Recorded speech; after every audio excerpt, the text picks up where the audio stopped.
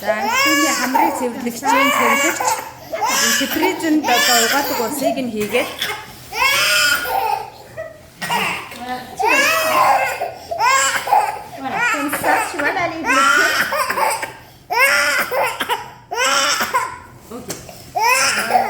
за нэг талынх нь хамрыг цэвэрлсэн.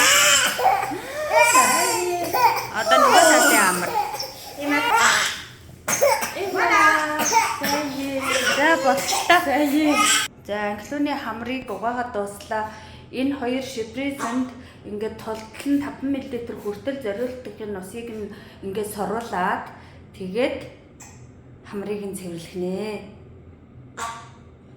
Манай анхлууны ханаад нь жоохон хүндрэх талдаа орсон бит хоёр энэ түргэн дээр ирсэн байж байгаа.